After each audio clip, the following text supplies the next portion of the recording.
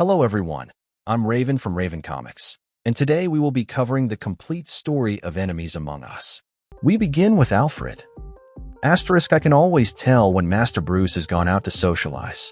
Every time he does, he comes back a little annoyed, and the reason is no mystery. Among the high society crowd, there are no shadows. There's nowhere to hide among them. He's always Bruce Wayne. Even this humble butler has found ways to put it into words, to use a carriage in a way. Somehow we hide our true feelings behind the formalities of decorum. In essence, we create a disguise. But while some masks are merely metaphors, others are not, at least not in public. He appears to be Bruce Wayne, but the truth is, Batman is never too far away. Asterisk. Now we move to an event with Bruce Wayne. Lucius arrives with him and asks him to relax a bit. They are supposed to be at a charity event, but Bruce looks like he's ready for a fight. Bruce tells him he was just thinking and then asks if he can see the man across the room, the man in the blue suit. Lucius tells him, of course, he can see him, and he doesn't need a new pair of glasses. What Bruce really needs is to go out more often and socialize with people. He should try to be more friendly. This only seems to annoy Bruce even further. He apologizes but says he has to leave because something in this place doesn't feel right. Later, in the Batcave, Batman has just broken a punching bag. To Alfred, it's obvious that Master Bruce's sudden departure from the charity event must have caused a stir. He simply cannot turn off that side of himself, the Dark Knight within. He even wears his uniform inside the cave. He says he needs to feel the weight of the cape and armor while training, but deep down, Alfred believes he finds a certain comfort in the mask. Alfred approaches Batman and tells him that their sporting equipment supplier will be extremely happy with their next order. If he keeps this up, the knife wound he suffered last week will reopen. Batman tells him that it doesn't matter because he'll patch it up himself like he's done a million times before. He only hopes Alfred didn't interrupt his training just to give him medical advice. Alfred says he wasn't, although he should mention they're out of anesthesia, which will make his next medical session particularly interesting. But the real reason he's here is to announce a visitor, none other than Mr. John Johns. Batman asks the Martian Manhunter what's going on. John Johns tells him that a grave injustice has been committed, an insult to the forces of this world and the next. Batman replies that if this is about other worlds, he should talk to Clark first. This frustrates Martian Manhunter, who sees it in his eyes, the arrogance, the fear. He isn't surprised that Batman can't understand any of this, because Batman is an insult that shouldn't be among the heroes. As they talk, John uses a moment of distraction to attack Batman with the very same punching bag he had just destroyed. Alfred knows that normally, after getting hit in the face, any ordinary person in a bar would collapse in agony. But Master Bruce has learned to endure pain. Still, there's something he needs to realize, because even Batman is human. Martian Manhunter now attacks Alfred before lunging back at Batman. Batman demands to know what the hell he's doing. John tells him he's about to die. The Martian grabs Batman by the throat and continues his assault. Batman may be able to fight off another human, but it's clear that Martian Manhunter is not human. Alfred has seen him in this situation many times before, suffering, facing an enemy who is clearly superior, with nothing but his intellect and the will to survive. Batman tries to get back up. He still doesn't understand what is happening. Well, in the end, it doesn't really matter. What matters is stopping Martian Manhunter right now. And while he wasn't prepared for this attack, he improvises, setting off a small explosion to create fire, knowing it's a weakness of the Martian. Batman recovers and is ready to continue fighting, but the Martian is gone. Getting back on his feet is something most men wouldn't be able to do. He was prepared for anything except this. The next day, inside the cave of the Justice League's original base, we see Superman arriving to meet Batman. The Man of Steel tells him he should turn on some lights. He's going to ruin his eyesight. Batman responds that Superman was born a Boy Scout, and he'll die a Boy Scout. If he hasn't noticed yet, he prefers the dark. Superman looks at Batman and notices 2 fractured ribs along with his nose. That explains his bad mood. Batman tells him to stop scanning him with X-ray vision. He's already been examined, and he's fine. Superman knows that Batman's definition of fine means 2 weeks of bed rest for a normal person. He admits he was surprised to receive Batman's message. He almost never asks for help. Batman explains that the reason he asked this time is that he actually needs help. They're dealing with an extraterrestrial threat. He could say that John tried to attack him, but that would be putting it mildly. John wanted blood. The fireball trick was just pure luck. He wasn't prepared. Superman tells him that he's always been good at improvising. Batman tells him that at the gala last night, he had the feeling that someone was watching him. He ran facial recognition on all the guests, and 2 of them weren't on the guest list. In fact, he can confidently say that they don't even exist. To Superman, these faces are interesting. The program generates a profile based on weight, height, and facial features. The man and woman in these surveillance photos match perfectly with the statistics, which should be impossible. Hiding in plain sight, blending in, taking a new form when necessary. Shape-shifting is John's specialty. Superman would say everything is resolved, but it's been a long time since John reacted to fire that way. Suddenly, alarms start blaring. This is an attack alert. Red Alert 5 means that military assistance has also been requested. Batman realizes that all of this is coming from Gotham City. He has to go back.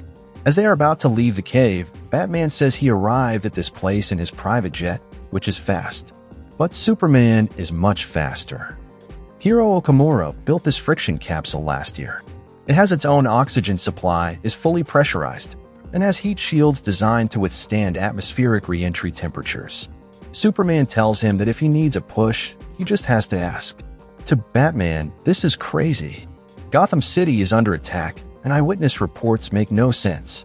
Superman says there is something big hiding within that smoke cloud. He will do a quick reconnaissance sweep and then drop him off. Well, that won't be possible because Superman has just been attacked by Titano. Worse still, Superman had to let go of the capsule. The Bat assumes it's time to improvise. The capsule wasn't designed to withstand crash landings, so he has to get out now.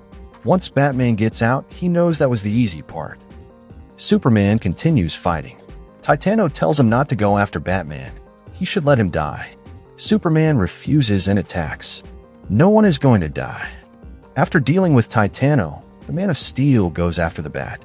Batman tells him everything worked out fine. He's up here. He decided it was better to start without Superman. The Man of Steel analyzes the situation. If this is John's, then he has developed incredible adaptive abilities. This creature possesses Titano's mass, strength, and even kryptonite vision. Batman knows it's been years since he last fought him. This doesn't make sense. Titano is no longer in the area, which means John's changed shape again. Just like in the Batcave, he could be part of a wall, a parked car, or he could be right there. Superman tells Batman to get those people to safety while he scares off those outside. Superman enters the aquarium, where there are people inside. He tells them to leave and run. They must stay calm. They will handle everything. Suddenly, Parasite appears in front of Superman. Clark says this is impossible. Parasite is dead. How can he be here? Parasite is about to attack. He protects Batman, which is why he must die. After being struck by Parasite, Batman enters the scene. To Superman, this is incredible. It is adapting at a molecular level. Not only did it take Parasite's form, but it also shared his powers. To Batman, this can't be happening. For some reason, this thing they are facing keeps taking forms from the past. It is transforming into creatures and adversaries they haven't faced in years. As if that weren't enough, Dr. Phosphorus also appears. Batman tells it, whoever it is, that it has to say what it wants. Dr. Phosphorus says he only wants to be acknowledged. For too long, he was ignored and abused. Since they are facing a fire-based opponent, Superman has an idea. For this, Superman asks Batman to hold his breath for a few moments. It's time to put his plan into action. He's going to flood the area. Batman thanks him for the warning. The problem is that where Dr. Phosphorus was, he seems to have disappeared. He must have changed shape when the water hit him. That means he could be anything, anywhere, or anyone. They have to assume this isn't over yet. Not even close. They will have to assume this is just the beginning. Meanwhile, we return to Alfred. Earlier, he wrote a few lines about disguises and masks, the preferred method for humans to hide their true nature. Humans is the key word. Not long after his arrival on Earth, the Martian Manhunter took our form. He even changed his name, calling himself John Johns. As time passed, he discarded his secret identity. Eventually, he even abandoned the smallest features he had adopted to minimize people's reactions to his unique appearance. Perhaps the Martian Manhunter became so accustomed to his place on Earth that he lost the fear of people finding his appearance unsettling. Or maybe unsettling people was exactly the reaction he was hoping for. And we have to acknowledge that the opposite is true for Master Bruce. Now with Batman, he was preparing for a possible attack from the Martian Manhunter. So he was waiting for him with a flamethrower, ready to burn him. The problem is that, this time, the Martian Manhunter does not run. I admire his courage. His crime-fighting abilities are unparalleled. But there are moments when I question his tactics. He prefers to draw a line in the sand with no support, somewhere remote, against a clearly superior enemy. He wouldn't like to hear it, but frankly, the first time he got lucky. Continuing with the fight between the detective and the Bat, the latter tells him he had to make sure it was really him. The reason? Because this detective seems to be the original. A few days ago, he was attacked by someone with the ability to change shape. It was the same entity that destroyed part of Gotham City. It took the detective's form to attack him from behind in the cave. The Martian Manhunter realizes it took a humanoid form he had long abandoned and displayed an extreme weakness to fire. This is interesting. Batman tells him he almost took his head off. He hoped for a better response. John Johns isn't sure. As the two continue talking, Batman realizes that he knows something. Therefore, he asks him to speak up already. John Jones tells him that's exactly what he should have done before attacking him without any provocation. Shoot first and ask questions later. It's supposed to be a comment, not a creed. And even if the Martian had any suspicions, does he honestly believe he would share them with a human like him? Meanwhile, over at Star Labs in San Francisco, Green Lantern John Stewart is examining something with his ring. He still gets chills when looking at this thing up close. He knows there are different kinds of greens, but this is too much. Charles hopes that his emergency is important enough to have canceled a night trip to Las Vegas. John Stewart hopes this isn't a real emergency, but he had no one else to turn to. Charles is running a comparative protocol based on a refractive analysis they had in their records, but he wonders why John didn't ask his friend in OA for help. Don't they have records on these kind of stones? John doesn't go to the big shots based on a mere hunch, but when he's carrying enough power to split the earth in half, he thinks it's better to be safe than sorry. What he's about to explain is difficult to put into words. For the past few days, he's been feeling something strange in his ring. The ring doesn't come with a manual, but it wouldn't be the first time it's been corrupted. Parallax showed them they can't afford to be overconfident, and that sometimes intuition is the only thing they can trust. Charles tells him he seems to know a lot about power rings. It's subtle, but he perceives a distinct difference in the refraction patterns and the color of the central gem. And he also sees something else. Suddenly, the ring goes out of control. It seems John's hunch was right because something is happening to the ring. Charles needs to run as far as possible, as fast as he can, or it will be too late. And well, it seems it already is. A construct in the shape of a hand has just been created, attacking the laboratory. Back with Alfred, John Johns' departure has left Master Bruce in a very bad mood. Some wonder how he continues fighting without the emotional support of a partner, but the truth is that Batman doesn't need the peace and comfort that some find at home, while many of his peers would be lost without it. Master Wayne says that most people believe Superman's greatest weakness is kryptonite, but that is only true from a physical standpoint. Tragically, his real weakness is the same emotion that fuels his heroism, his desire to be accepted as one of us. While Batman is in the Batcave and Alfred tells him that Mr. Jordan has a message for him, Clark is at the Daily Planet in Metropolis. He's calmly working when Lois arrives and interrupts him. The problem is that Lois is acting very strangely. Clark doesn't understand it, and then suddenly another Lois appears. That Lois tells him it looks like she's found her chameleon. She's not sure where he learned this unfortunate interpretation of her, but if it bears any resemblance, he should remember not to mock the guy who used to cut her hair. Before they can continue, the one pretending to be Lois undergoes a transformation. First, it was Lois, and now it's Krypton's caveman. Was it flipping through a family album? Superman doesn't know, but he needs it to start coming up with one of Clark's classic excuses. Superman starts fighting. He's had enough of this. Just so it knows, he enjoys being a reporter. So why doesn't it calm down and explain who, what, and where? Suddenly, the battle is interrupted by Hal Jordan. Jordan apologizes for the sudden intervention. It looked like he needed a hand. Superman would have appreciated a warning first. But at least everything is under control now. Hal tells him that's why he's here. Batman explained his problem with villains from the past. There's a place in the west part of the city where they can lock up his Yeti. Superman had heard the government was working on a containment facility for aliens. He's not sure if the answer is to lock it away forever, but they definitely need a containment center. Green Lantern is going to escort it to the prison. Superman hopes he doesn't mind being its guardian for a couple of hours. He needs to help with the reconstruction. Hal tells him not to worry. When he's done, he should head over to Oregon to visit them. Once they arrive at the base, Superman is surprised to see Batman is already there. The problem is that Batman is angry and asks Superman if he knows what punctuality is. Jordan told him the Man of Steel wanted to meet in this abandoned site at 4 o'clock sharp. Superman tells him that doesn't make any sense. They both know he feels more comfortable in the dark. And besides, he didn't organize any meeting. Hal Jordan found him in Metropolis and lent him a hand with his chameleon.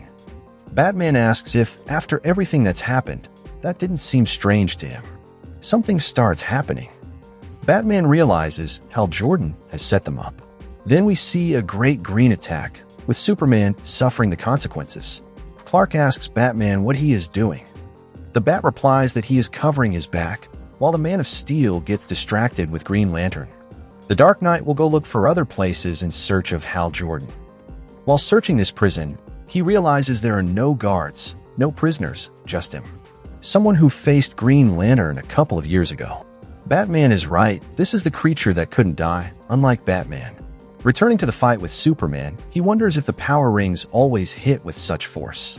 Jordan says that it only takes a little imagination. But can Superman feel it? Why is he trying to fight it? Superman asks, feel what? What's happening to Jordan? He protects them and needs to know he's not alone. There are others, and if he doesn't join them, he'll pay a high price. Back to the battle between Batman and the creature, Batman tells him he's putting on a good show, but deep inside, they know he's a weakling. The creature says these inferior species are about to be exterminated, starting with Batman. It seems the Bat won't allow it because he uses one of his gadgets to electrocute him. The fight takes them to where Superman and Hal Jordan are. The Man of Steel apologizes, as he thought he was in danger. Batman tells him that it's over for today. But did he discover what happened with the lantern? It seems that Hal Jordan has calmed down and knows what's going on. Batman tells him he has 5 seconds to explain. Hal Jordan says it wasn't him, it was his ring. Superman checked the perimeter, 80 kilometers in all directions. Someone must have been waiting because the prisoners left long ago. The creature used the lantern to free them, to trap him. That would be a bonus. Hal Jordan knows that whatever is involved has incredible power and the ability to corrupt a power ring, as well as the mind of the one controlling it. Superman says that while Hal was under control, he asked him to join them. Unfortunately, Hal doesn't remember much, but there's one thing. When he was attacking, he was using all his strength. If you didn't join them, he had to kill you. Once again, they are interrupted by another green beam. This time, it's Kilowog who says that first it was John Stewart and now Hal Jordan. Apparently, he always has to do the dirty work for humans. But this will be the last time, because if they challenge the ring, they're challenging him. We begin with Superman, who was previously attacked by Kilowog. Kilowog tells him that if he can't hear the call, then he must die like the rest. Superman asks, hear what? Kilowog is sure that he can feel it deep inside, much deeper than what humans call the subconscious. They are being driven to discover their true nature. Superman sees his reflection, and what he observes terrifies him. He knows this can't be possible. How can he be that thing? A dying planet, our only sun. Krypton will perish. But at least Kal-El has a chance to survive. Kilowog asks if he can see it. It's true, isn't it? When he arrived on this planet, he was nothing like what he is today. Superman rejects believing it. No, this can't be possible. Batman arrives and asks Superman what Kilowog is doing to him. Kilowog says he's merely showing him the truth about his alien nature, something that has always been inside him. All I've done is force them to face it. Batman asks what truth he's talking about. Superman declares that there will be no more questions. I'm tired of the way you look at me, as if I don't belong here. I'm tired of the fear in your eyes.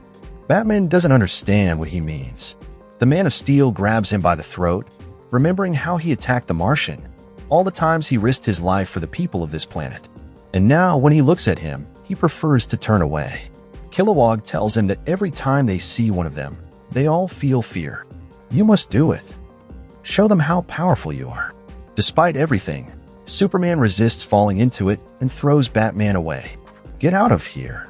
No. Kilowog calls him weak, saying he denies accepting what he has always known. The two of us are better than these humans, and those like them will no longer protect them. If you don't kill Batman, then I will. And that will only be the beginning. Superman is unsure of what's happening to him, but he won't kill him or anyone. No matter his problems with Batman, this fight is between you and me. Once they leave into space, Hal Jordan wakes up. He can't understand how Kilowog could have attacked Superman. He can't wait to bring this up the next time he lectures him about military discipline. The question for Jordan is, where did they go? Batman lost sight of their energy trail about 30 seconds ago. Kilowog is under the control of the same force that made him attack them. But to Jordan, it doesn't matter if he's under someone's control. He knows Kilowog. Taking him for a ride through the Milky Way won't stop him for long. Batman says that Superman did it to protect them, but given Superman's behavior, he isn't sure if Kilowog is his greatest concern. Later, in the Batcave, Batman asks Alfred to bring all of the League's security data on alien activity. If Clark is somewhere, I want to find him. These attacks are coordinated. They're part of a plan. If Bruce Wayne has any commitments today, he wants them canceled. Alfred already anticipated this and took the liberty of clearing his entire schedule. But something is off about Alfred. He's carrying a bit of whiskey in the Batcave. This strikes Bruce as odd since he doesn't drink in the Batcave. Alfred says it's for himself. However, this message is for the Bat. It was delivered by his friend Gordon on behalf of the police department. It's addressed to Batman. Apparently, someone is requesting his presence. That person's name? Lex Luthor. We cut to Luthor, who is speaking on the phone. If the bat signal doesn't work, try using your contacts in the Gotham City Police Department. Gordon is a pathetically honest old man, but surely there must be someone we can bribe.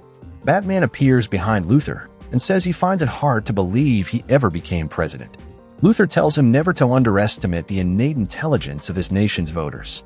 Also, knocking before entering is customary.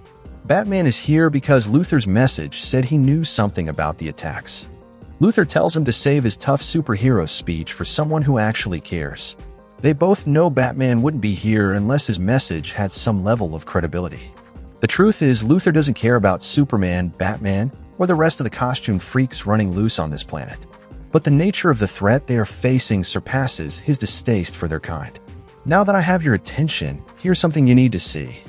This doesn't show up in LexCorp's annual reports, but his company invests significant sums in astronomy. Humans tend to worry only about their local problems, wars, epidemics, or dying ecosystem. But if he could ask the dinosaurs where the real threat is, they would point to the stars. Their end came when a rogue asteroid struck the Earth. This new threat may be even less merciful. So, getting straight to the point, can you see this celestial mass, Batman? It wasn't there a few weeks ago. It's the size of a small planet. It has an independent trajectory and is heading toward us. In all of this, everything I just told you is connected to the attacks you've suffered. Because Lex Luthor needs a little help, he's requested assistance from Mr. O'Brien. His criminal skills have proven quite useful. Luthor assumes Batman and Plastic Man know each other from one of their leagues or societies. To Plastic Man, this all seems crazy, but he has reviewed Luthor's information. That stain in space has been sending some very unpleasant messages.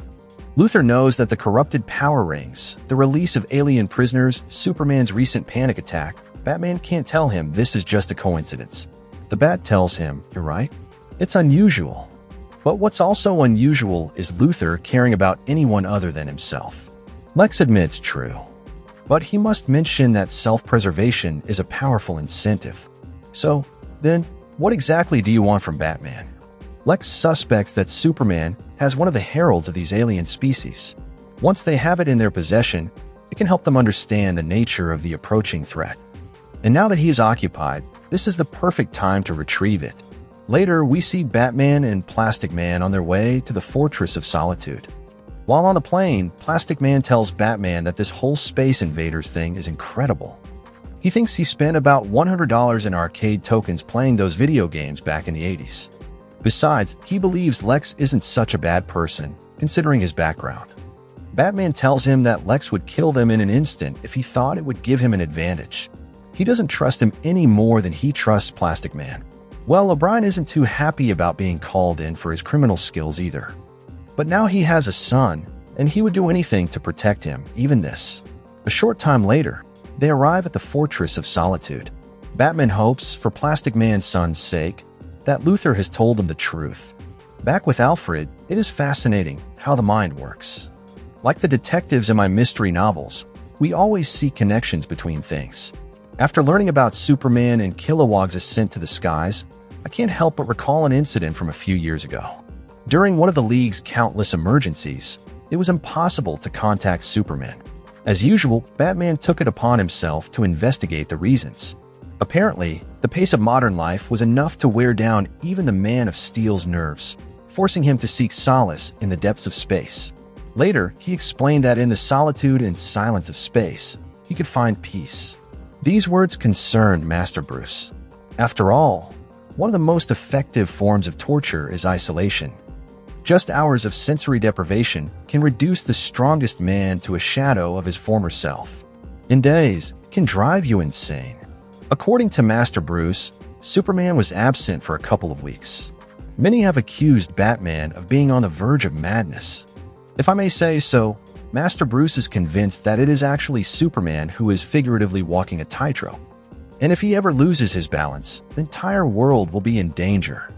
Meanwhile, at the Fortress of Solitude, Batman and Plastic Man have managed to break into the massive stronghold. But to their surprise, Starfire appears and attacks them. The humans must back away. This stone belongs to her. Plastic Man asks Batman if this is some kind of retro version of Starfire or if he's mistaken. Batman tells Plastic Man to move. If Superman captured an alien life form, he would have ensured it was securely contained. While investigating, they find a hatch that Batman doesn't recognize in the security system's database. And there's their problem. Plastic Man gets to work. He's the rubber and Batman's the glue. He'll slip in and find Superman's supposed ET. Then he'll unlock it and come out so they can exchange words of self-satisfaction. All this time, Starfire has been letting them work. As soon as he brings the stone, both of them will die, and they will never again ignore the stronger ones. Batman tells her this is the second time she's accused him of that, and it will be the last. Maybe he should be afraid of her, though he really isn't, because she isn't Starfire. She's just a version of her past. She hides behind her skirt, just like when she took the form of those creatures in Gotham City or the caveman from Metropolis. Starfire tells him she isn't hiding. She uses forms. She becomes something she could never truly be, someone powerful and feared. Batman tells her to scare him then, to show her true face. Suddenly, the vault explodes, and Starfire takes the full impact of the blast. Batman asks Plastic Man if he's okay. Did he find a life form? Plastic Man tells him that, actually, the Black Rock found him. Elsewhere in space, Kilowog is still battling Superman. Here, away from the humans babbling, the clarity of the message is even more glorious. For the last time, he asks Superman to listen. He is not human. He never was. Kal-El knows that now. He is not. From this moment on, Earth belongs to whoever has the power to conquer it. Kilowog asks Superman if they have spoken to him, if he finally understands. Superman says yes, everything he knows about himself, about Krypton. When the Kents found a ship, they were shocked by the appearance of the creature traveling inside it. Even at that moment, he could feel their terror and repulsion. But Kal-El needed them, so he adapted and took a human form. The ship was designed to protect him not only from the vastness of space, but also from the fears of those who would find him, so it erased their memories. Only when he was able to hide his true nature were they able to accept him. As time passed, he was indoctrinated with human ideals.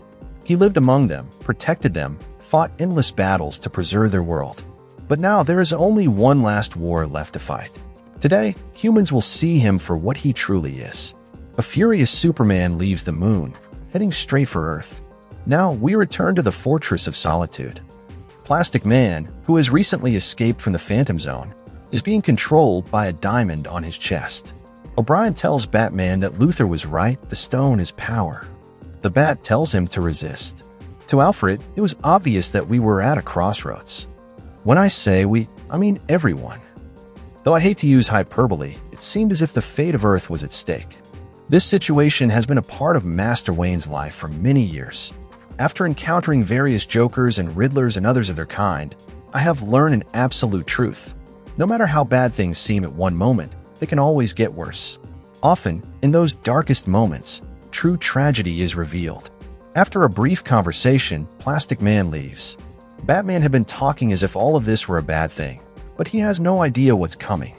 Once Plastic Man is gone, Batman is shocked by what he sees. The reason for all of this is that Zook is here. Zook tells him to stay away. He doesn't need his help. Batman doesn't understand. He disappeared, and no one had seen him in years. Zook tells him that he went far away, and it was all because of Batman. Years ago, Zook always wanted to work with the Justice League. Instead, Batman kept rejecting him time and time again. He only wanted to be a hero, to be like the Bat. After so many insults, he got tired and left. He was at peace until he heard a call. Batman tells him that this call is the same force that made the Lantern's rings fail, the same force that later took over Superman. What he wants to know is, what is it? Suddenly, the Martian Manhunter arrives. John Johns tells him that it's a bell signaling the end of the human race. Zook was the first to hear it. As the call grew stronger, others heard it too. It starts with doubt, uncertainty. Then the mind opens to an unparalleled clarity. When he finally understood its call, he followed it, knowing Zook would be near. Batman tells him that this alien force, whatever it is, has also possessed him. Zook tells him that he is the world's greatest detective. He knew he would try to stop them. He warned other humans. That's why he came for him first, taking the forms of his enemies. Then he came for Superman when he tried to protect him. Batman tells him that means he took the forms he remembered, Phosphorus and Titano, the villains of his time. But now that Batman knows the truth, why not end this once and for all? The Martian Manhunter asks if that's what he really wants, right? It would spare him the dishonor of watching the human race be subjugated by superior beings. He would rather see Batman suffer as this apocalypse unfolds. Most of humanity will die in ignorance. They will never know the real reason. And Batman will die knowing he was unable to stop it. With those words, the Martian Manhunter leaves, just as he said. He obviously won't help him. Back with Alfred, he has flown to the Fortress of Solitude to retrieve Batman. Once they take off, Bruce Wayne tells him they're going after Lex Luthor. Alfred suspected that Master Bruce's journey was a one-way trip. So he took the initiative. He sent one of his prototypes to the North Pole and recruited the only person he could trust. A dedicated man like Master Bruce never allows himself a moment to think things through. He considers it a frivolous luxury and never lowers himself to consider it an option. But as we flew back to the United States, I could tell he was restless, troubled. Later, I would learn about the terrible threat looming over us. At that moment, I only sensed that his mind was elsewhere. Perhaps he was wondering if the anger of the creature called Zook was justified. It would not be surprising to think that a man like Batman suffers from the darkest emotions, remorse, doubt, guilt. The only way to find some peace is to stop this nightmare. A short time later, we arrive at LexCorp in the Gotham Division. Luthor receives a message. The latest satellite report indicates that several explosions have occurred in the fortress. But aside from that, before his assistant can continue, Luthor interrupts. He doesn't need explanations. He needs the rock. They need to send the first tactical team wearing armored suits. Out of nowhere, the conversation is interrupted. Plastic Man has arrived, and Luthor asks if he found the stone. O'Brien tells him yes, and in quite a way. Luthor had said he would use the Black Rock to protect Earth. That would help him save his son. He trusted Luthor so much that he even brought the rock back. But after thinking about it calmly for a moment, Lex Luthor can go to hell, he's keeping it. And what is Lex going to do about it? Well, to Plastic Man's surprise, Lex Luthor was already prepared for this situation. And yes, he is going to do something about it. His men arrive from behind Plastic Man and begin to attack him. A few months ago, Luther had the opportunity to study the rock. He discovered that it is not a rock, it is actually an alien parasite. Like the rest of these beings, survival is everything. It will do anything to protect itself from an energy field. But if the host organism proves to be inadequate, the black rock will withdraw to save itself, then it will belong to Luther.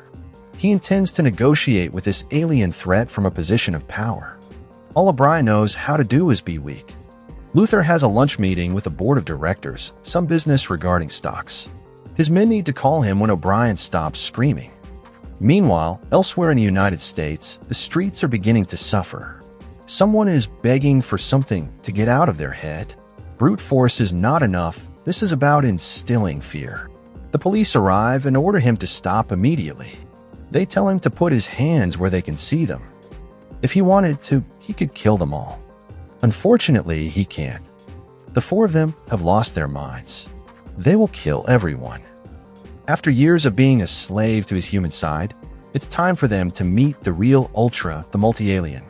Ultra begins to fight. The power of flight, the power of magnetism, super strength, it's all part of him. As he starts his rampage, in the distance, we see Supergirl. Kara realizes that the reports were correct. It really is Ultra in all his manic grandeur. While Supergirl observes all of this, the military is preparing to attack.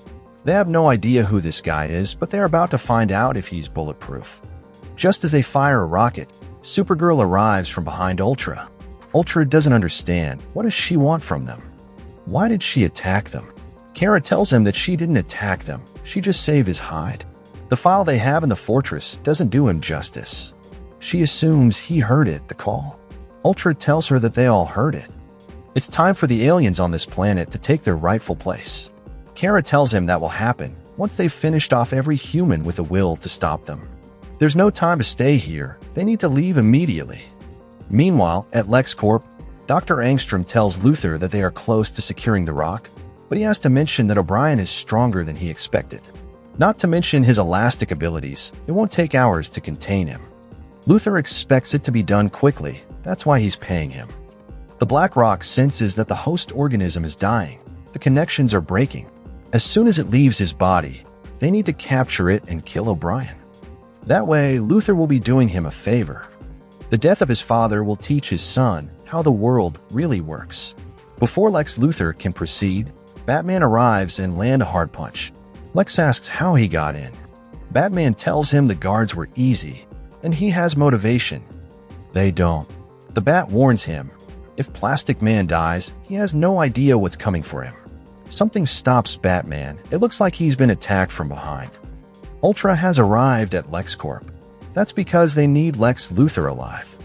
Batman asks if Ultra really thinks he can take him away. Supergirl is also here, and she tells Batman that Ultra came to this place to protect Luthor. They sent her to stop Batman. Batman tells her he doesn't care what's controlling her. No matter what she feels, she can resist it. Supergirl laughs and tells him, "Of course I can. The question is, why should I?"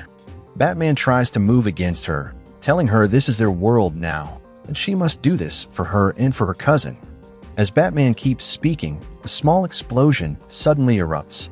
Superman has arrived at LexCorp. The Man of Steel tells them that this will never be their world again. The Kents, Lois, Batman, they were just distractions. He has already heard the call. And now he must kill Batman. Because the Bat must die. Many times, Batman has found himself fighting against impossible odds. And yet, somehow he endures. No matter how much Master Wayne may hate to hear me say it, he is at his best when he's cornered. Faced with the possibility of death, most of us would panic. But not Batman.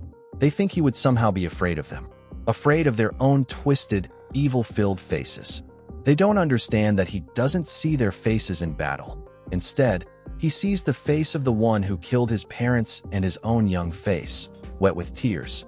That is what gives him the strength to face any opponent, even the most powerful man on Earth. Batman endures because his pain has been channeled into a white-hot, burning sense of justice.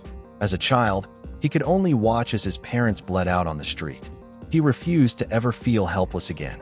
We begin with Superman, who arrives before Batman. Batman tells him that he's not surprised that Zook could be controlled by an alien force. But he can't believe that Supergirl and Superman have been possessed. The Man of Steel tells him that they have shown him what he always knew. He is not welcome in this world. Batman tells him that's not true. It never was. They've poisoned him with their hatred, and he is truly sorry for that. Because Batman never thought he would be forced to use this again. The Bat takes out a small kryptonite rock and throws it at Superman. Clark tells him that all of this is useless because he's only delaying the inevitable. Batman seizes the opportunity to escape and goes to Plastic Man, asking if he's okay. O'Brien asks him to define okay. First, that dark alien troop tried to infect him. Then Luthor ran him through 5,000 rinse cycles. Batman tells him that Lex always wants everything for himself.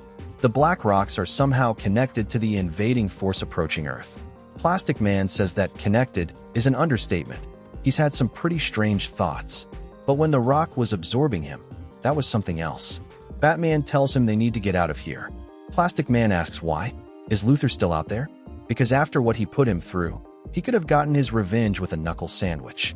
Batman knows that won't be possible. Superman, Supergirl, and the other aliens are here. Meanwhile, Superman is still struggling with the kryptonite. These buildings were designed to withstand radiation, meaning the wiring, the ducts, everything is lead shielded. Bringing kryptonite was a smart move, but Batman must know that it was his last move. Once the Man of Steel breaks free, he'll be ready to go after the Bat with even more fury. In the distance, Batman watches everything. He knew that sooner or later, Superman would deal with the kryptonite. Perhaps this time, Batman wasn't prepared enough to face Superman. So he had to take a precaution. Using the diamond they had found, he embedded it in his chest. Superman tells him that the Black Rock is a form of alien life. It must sense them in space. Does he know what's coming? Batman, of course, knows. He embraced it, just like he rejects this world and his place in it. It's going to tear everything apart, starting with the facade he has built in Gotham City. Batman retreats. Supergirl tells him to stay away. She can't trust him. She can't trust anyone. Kara was speaking to herself, her mind filled with conflicting thoughts. Noise upon noise. Nails on a chalkboard. She was sent to Earth for a reason, and not for this.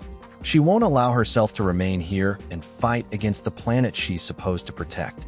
We return to Alfred. In many ways, that day was just like any other. People went to work, took their children to school, unaware that their greatest champion was conspiring against them. Supergirl's inner demons had taken her out of the battle, but it was little comfort to those who understood the magnitude of the crisis ahead. Batman took the only option he had to survive. But the question remained, at what cost? And the great challenge of Superman still lay ahead. The approaching army had already reached his mind.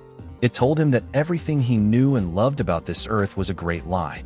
But evidently, a part of him was still unconvinced. There was someone he had to see. That someone was none other than Lois Lane. Lois was standing atop the Daily Planet, waiting for Superman. She tells him that it's okay. They can talk. She's alone. Superman asks how she knew he was there. Lois says she saw a blue streak in the sky. She felt the windows tremble. It's not exactly like hearing a car on the street, but it means the same thing. It means he has come home. Superman tells her that not everything has been a lie. Not the Kents. Not her. Not him pretending that he belongs in this world. Lois asks him what has happened to him. Superman tells her that they have shown him the truth, and the fear in her eyes only confirms it. Lois asks if that's all. Does that mean their life together, the promises they made? Just a few words, a look, and it's all over? Clark tells her there is nothing more to say. Lois tells him there is. Because it wasn't fear she saw, it was concern. Because the Clark she knows could never walk away from her. From them. Superman tells her no. She's wrong. Clark Kent is a lie, a pathetic attempt to fit in. If that's the case, Lois asks, then why did he bother coming here just to say goodbye? Or is it because he knows these thoughts are wrong? Superman knows she would understand if she knew what it was like when he first landed. An alien. A monster. Lois tells him that he was a child, saved from a dying planet. And it's different, but not in the way he thinks. The people of this world tend to take him for granted. But he doesn't. He never does. Upon hearing these words, Superman realizes that Lois is right. The people of Earth accepted him. They accepted him as one of their own. And these thoughts, these feelings, whatever they were wrong. Lois asks him what made him think this way. Clark tells her that an alien force is on its way to Earth. They have found a way to get inside the minds of heroes from other worlds, turning them against the very people they swore to protect. They preyed on their darkest fears. They amplified them, tried to make them seem real, but they couldn't pull him away from the most precious part of his life. And that's why he came back. Because Clark is in love with Lois. No matter how hard they tried, they couldn't take him away from her. Well, it looks like Superman is back in control. But what's going to happen with them? Superman says they are trying to use the heroes to take over this planet. He has to find a way to stop them. But they are going to need help. Superman leaves, knowing he turned his back on a friend. He forced him to join the alien force to save himself. He must find a way to bring him back. As he flies away, Lobo intercepts him and asks why he's making such a fuss. Superman asks if he's going to have trouble with him too. Lobo asks if he's talking about those aliens who tried to brainwash him. The answer is no. They had their chance, but it seems they didn't like what they found. He can imagine why. If Lobo isn't working with them, maybe he could give Superman a hand. Lobo says no. He doesn't do charity. Besides, he thinks his close encounter buddies are going to peel this planet like a banana. He'd wish him luck, but that would mean he cares. He has to go. He's got more important things to do, like killing people. For Superman, this is a relief. At least he doesn't have to deal with Lobo. Back at the Daily Planet, Lois asks Jimmy what all the commotion is about. Jimmy tells her they started gathering outside a few minutes ago, and something tells him they're not here for an interview. All these aliens, like Martian Manhunter, Ultra, and Hawkgirl, are gathering to do something, but no one knows what. Lois realizes this is exactly what Superman warned her about. Meanwhile, at Wayne Manor, as the meeting continued in Metropolis, a different kind of darkness invaded the Batcave. It was a tormented soul, struggling against everything he knew to be true and right. As I wrote before, Batman saw the face of his parents' killer in the eyes of many villains. Now, that distorted vision had fallen upon himself, feeding an agonizing and conflicting rage. Superman arrives at Wayne Manor only to find Alfred on the ground. The butler tried to stop him. He could see the struggle within him, but he couldn't reach him. Clark says the Black Rocks have taken control, giving the aliens a way in. Bruce must be beyond reasoning now. Batman appears and tells him he's right. He is seeing through their eyes now, feeling what it's like to have such incredible power. This cave, this mansion, the lie called Bruce Wayne. He no longer needs any of it. He was ready to kill him a few hours ago. The one who had called himself his friend was trying to murder him. Batman prepares to strike and tells him he should have finished him when he had the chance. Clark tries to stop him. Batman has to listen. He has to fight against all of this. Batman reminds him that not long ago, he asked him to fight too, right before he tried to kill him. Batman lands a brutal blow, and the battle now moves outside the Batcave. A few workers were present in the area, and Clark tells everyone to evacuate, to take cover. Batman asks if that's what he's going to tell the rest of the human race when the Armada finally arrives. Run and hide. Superman says no. He will protect them as he always has. The Man of Steel tries to land a punch, but Batman intercepts it with ease. Then he will be protecting them from themselves. Can Superman feel it? A terrible storm is coming, and not even he can stop it. Outside the Daily Planet, Lois and Jimmy know this is bad. Officially, this is sinister. The strange thing about these heroes is that there's a pattern. None of them belong to this planet. They all seem to be waiting for something. Out of nowhere, a bit of hail starts falling, just when things couldn't get worse. But this isn't hail, it's rocks. And it's even stranger because they're all black. Jimmy picks up one of the rocks, despite Lois telling him not to. But it's too late, because something is happening to him. The heroes from other planets are already here, ready to fight. The black rocks were everywhere. The rain didn't stop. Instead, it brought horror, then surrender, bringing them closer to them.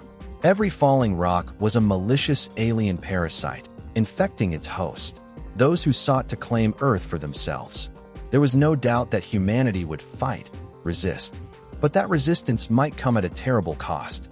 If there was ever a time when Earth needed its champions, that time was now. But Master Bruce had fallen prey to the dark call of the Black Rock. Superman, by his own doing, had lost his friend.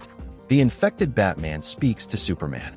He tells him to look at them, fighting for a world that is terrified of their power.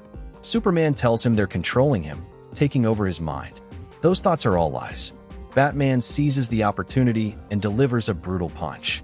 They are only giving him the same opportunity they gave him, to see the people of Earth the way they see them. Weak, pathetic, driven by hatred and greed. Superman tells him that may be true for some humans, that there are always a handful who succumb to their lowest instincts, but not all of them. It's time for Superman to put a plan into motion.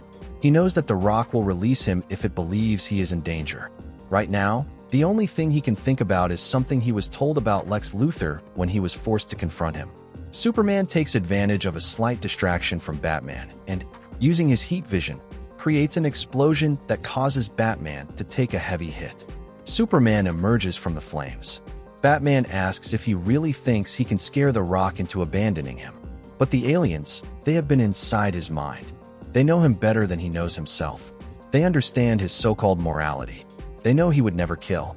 It seemed like Batman was recovering, but the Rock takes hold of him again. Superman lands a punch. In any other situation, they would be right. But he knows Batman, and he knows that Bruce would rather die than sell his soul. He will do whatever it takes to bring Bruce Wayne back.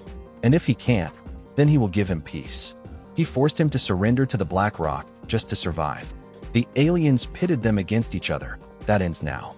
He wants his friend back, no matter what happens. No matter if he has to keep hitting him with everything he's got. What he wants is Bruce Wayne to return. Superman keeps striking with all his might. Until finally, Batman tells him to stop. The Rock is gone. He needs to stop.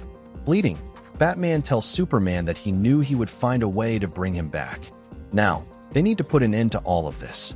Meanwhile, at LexCorp in Gotham City, Lex Luthor has been monitoring the progress of the Armada for weeks. He insists that there's no reason to fight these creatures, something he has just told Jimmy Olsen. Jimmy tells him that he's always trying to control the situation. There was a time when he might have been vaguely intimidating, maybe even secretly admired for his composure under fire. But that was before. There's one among the others who believes he might be useful. They sent Jimmy to find him. Luthor tells him he's not hiding. So what's next?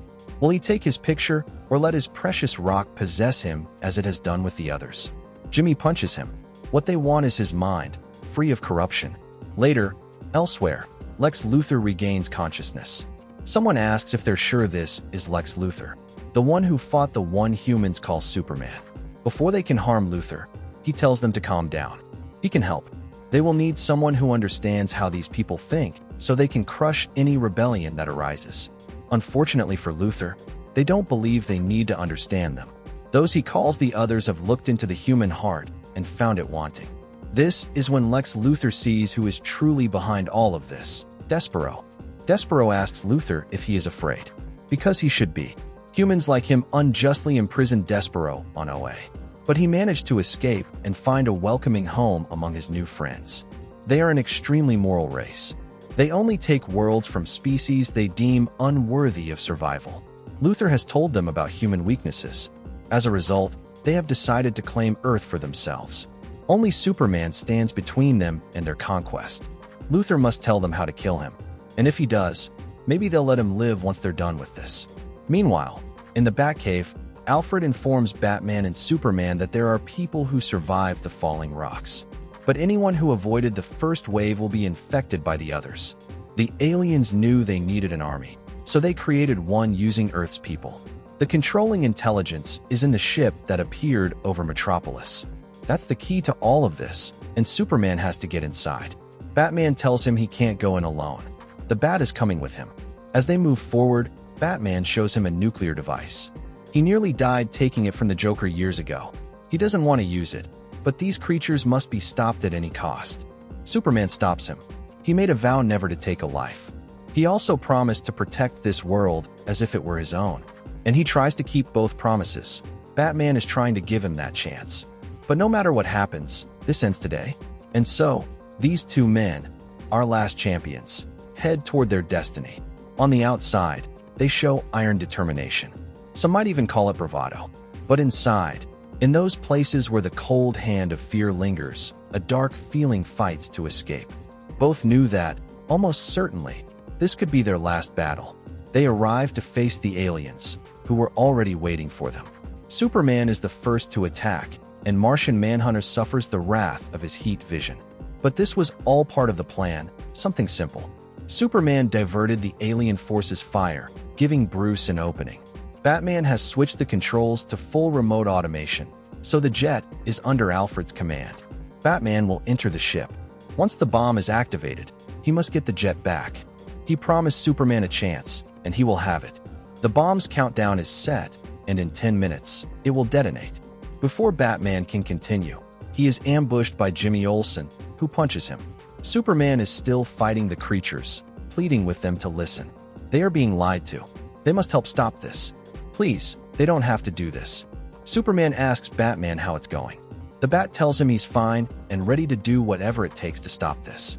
But it seems even Superman can't stop all these aliens. After capturing him, they bring him before Batman. The Bat tells him everything is fine, and he's ready to do whatever it takes to stop this. The two have been captured by Despero. He tells them to look at themselves. Earth has already fallen, and it was humanity's own corruption that doomed them. Superman asks Despero what he told these creatures. Despero tells him the truth. That man is terrible, a vile thing. His continued existence on this planet is a defiance against the universe. They all believed him, especially after they entered the mind of the great Superman.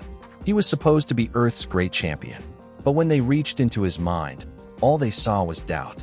Superman was humanity's only hope, and he failed them. The Man of Steel looks at Despero and says he's right. For a moment, he forgot why he was here.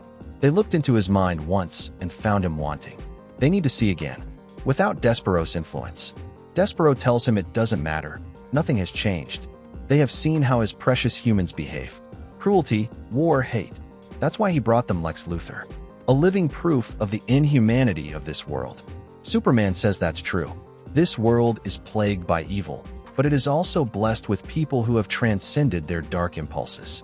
People wishing to look beyond their fear and accept a visitor from another world as one of their own. They had nothing to lose. No reason that someone like Despero could understand. They acted out of simple decency. Many have put it in their hearts, and through them, he has seen the true nobility of the human spirit. He has tried his whole life to live by that, but he has lied and made a mistake. The fact that he was heard shows he has compassion. Now, he has to show them his understanding. Free those people from their control. Despero delivers a hard blow to Superman. They are going to take this planet, and Superman is going to die with the rest of them. He now asks Luthor to put his plan into action. He told him there was a way to destroy it, and he must say it so that he can live. Before Luthor can say anything, Batman attacks him. Luthor appreciates the offer and will think about it. Despero continues, filled with rage. He's telling them that all this is a trick. He saw inside his mind and knows what it is. Superman tells him that yes, they saw what he wanted them to see, but now they have seen the truth. And if they are like him, they don't like being deceived. The rest of them want to hear all of this. The people of Earth welcomed him, offered him a home. If they had come in peace, he has no doubt that they would have done the same with all of them. Batman realizes they aren't listening. They have to stop them right now. Superman knows they're listening in their own way, but they're confused. If they can look into his mind, they will realize that he's right. The problem is that they can see inside Superman's mind, and they can also see inside Batman's mind. Despero told them the human race was not worthy of preservation, and Luthor confirmed it. Now it's up to Batman. They know his intentions. They're waiting to see if he acts against them. Batman asks if he is asking him to make a huge change of fate to believe that they are capable of change. Superman tells him that perhaps he has been fighting in the dark so long that he forgot there might be some light. They were deceived. They have to give him the chance to do what's right. Batman remains a bit skeptical about this situation, but there was no other choice. In the end, he trusted Superman. So, he threw away the bomb's control. Suddenly, and to Batman's surprise, the Martian detective grabs him from behind. He tells him that everything is fine. They have freed all of them. Just like that, in the blink of an eye, it was all over. The aliens never said a word. They didn't have to. The parasites from the Black Rocks moved away from their hosts, taking the worst memories of this dark time with them. For the rest, it was time for healing.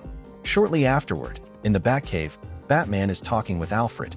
Bruce went to the Armada with everything he had, and in the end, they changed because of a simple act of faith. Superman saved him because he believed in them. And despite everything, Batman had doubted him. It's like the aliens were able to reach him. Why could he feel that? Because after everything we've been through, you've never been able to see him as a friend. Alfred tells him that when you reach a crossroads in your life, you have to choose to continue in the same direction or change. The second option can be unsettling, but it often brings the best results. Alfred knows this is advice he's given many times, but this time something notable happened. Batman actually took it.